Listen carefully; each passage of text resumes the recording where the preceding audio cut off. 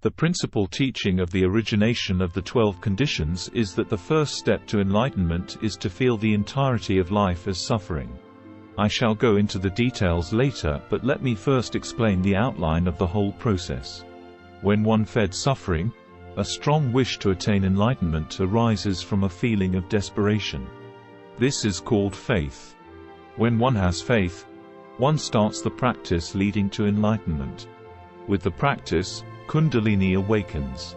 With the awakening of Kundalini, ecstasy is born.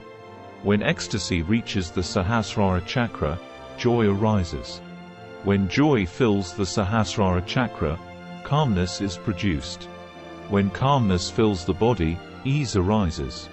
When one is filled with ease both physically and mentally, one obtains strong concentration, which enables one to enter samadhi.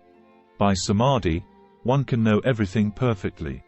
This is called the thoroughly knowledgeable view.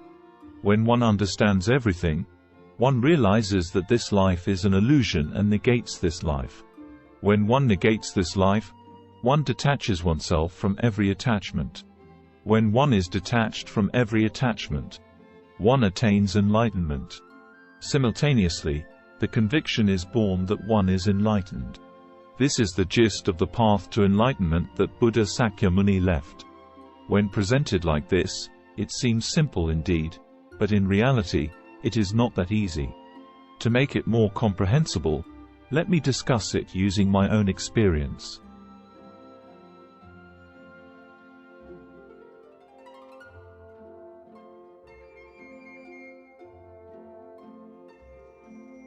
The first condition of enlightenment is for one to feel that life is suffering, Buddha Sakyamuni said. This was exactly the case for me. I was suffering when I entered the path of spiritual practice.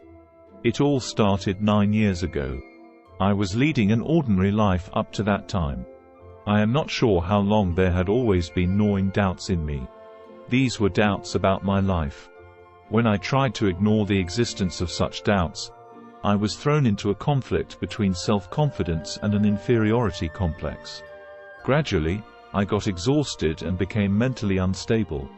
One day I stopped fooling myself altogether and thought, what am I living for? Is there anything absolute? Does true happiness exist in this world? If so, can I get it? I did not realize at this point that what my soul was looking for was enlightenment. But I couldn't sit still. Urged by such restlessness, I started a blind search. It was an intense feeling. It was faith. Needless to say, my life changed completely. I put my work aside and began to study divination. I guess I wanted to know my fate.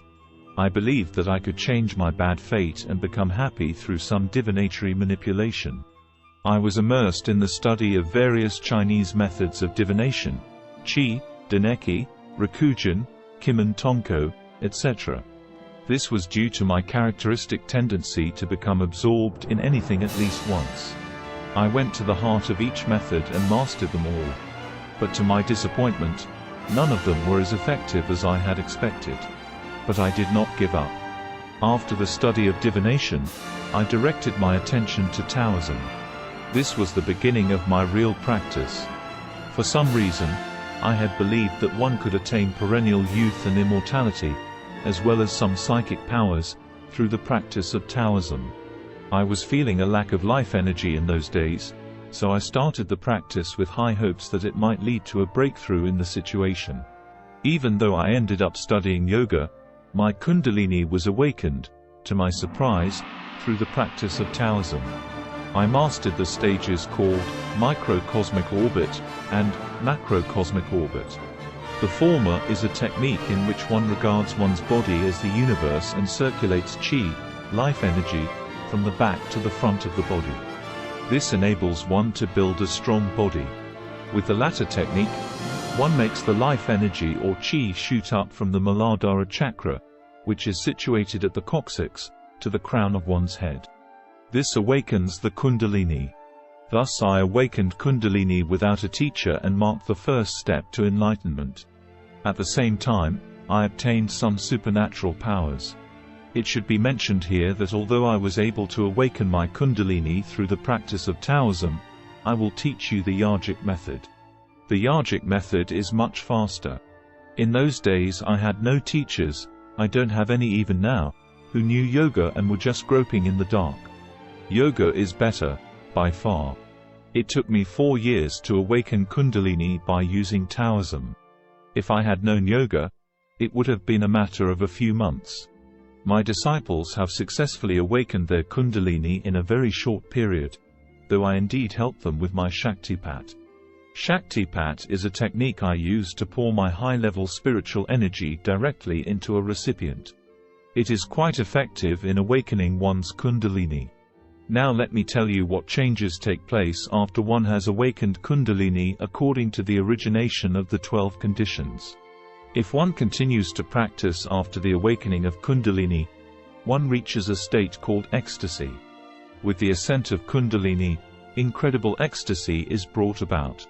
Properly speaking, meditation is indispensable to reach this state.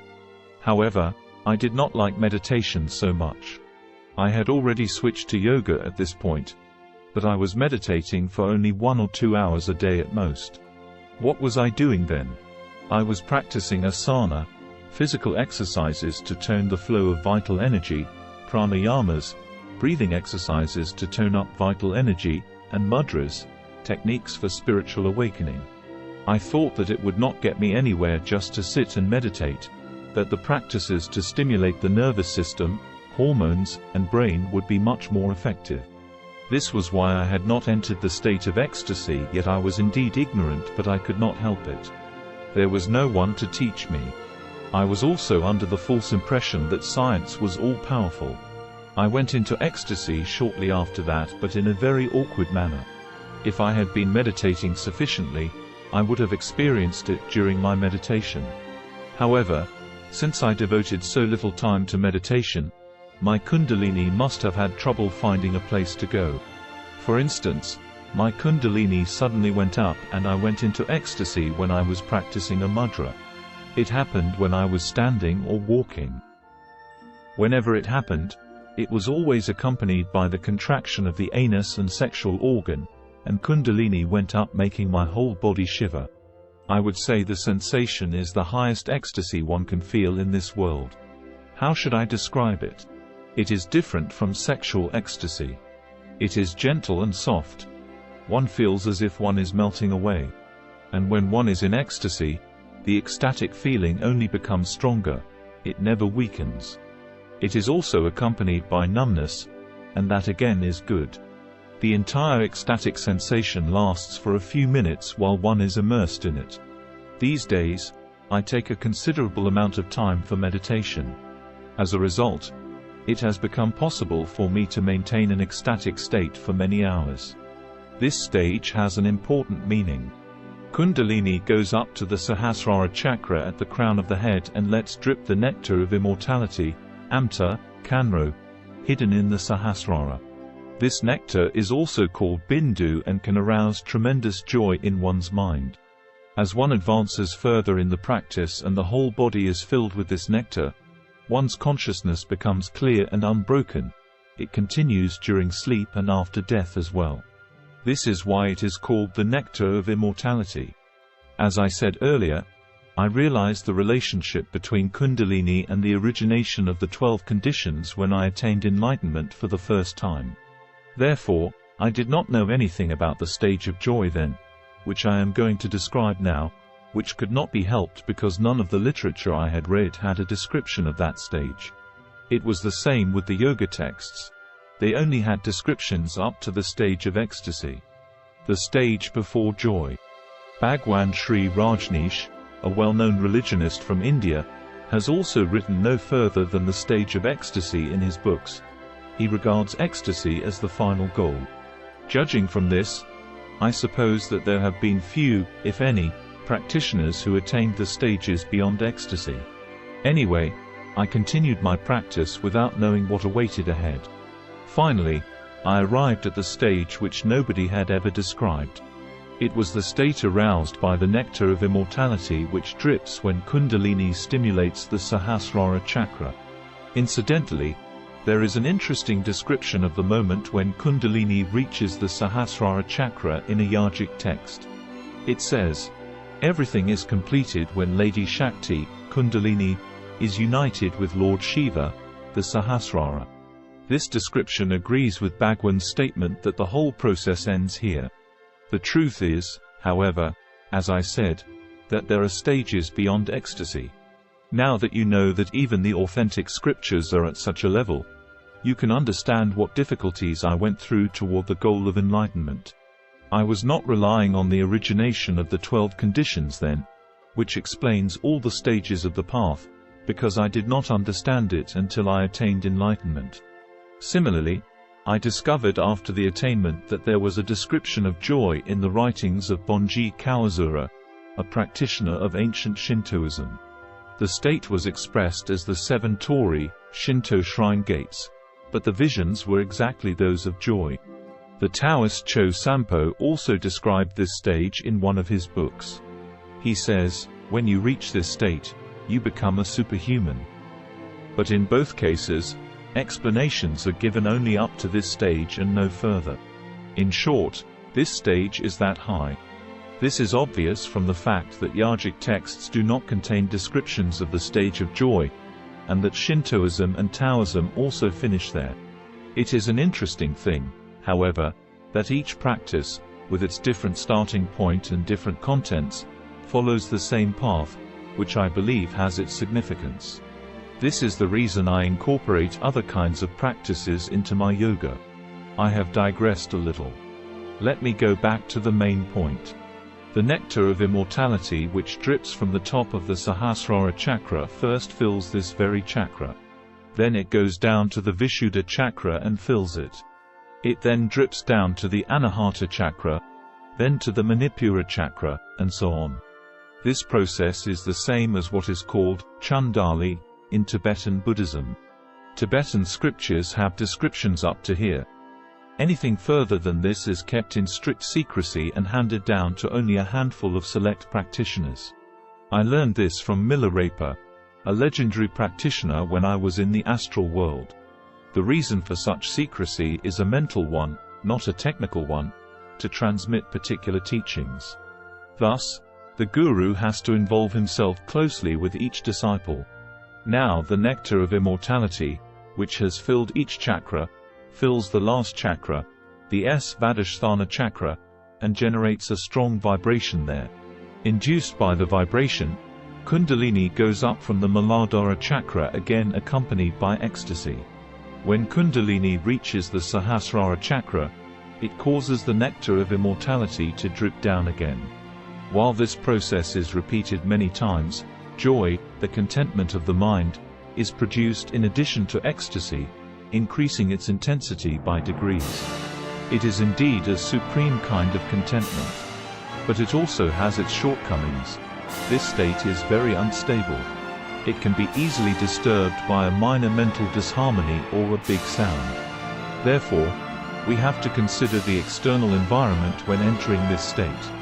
When a practitioner reaches this state, it becomes necessary for her to choose one of 2 ways of living: to live away from all obstacles and lead the life of a hermit, or to try to improve the environment to maintain this attained state.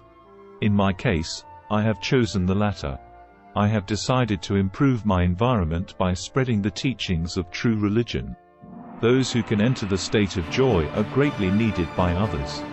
They have extraordinary brightness. It is the brightness born out of a completely contented and liberated mind which gives great comfort to others. They can increase other people's happiness and eliminate their suffering. If there is someone who has just lost love, they can take away his or her sadness.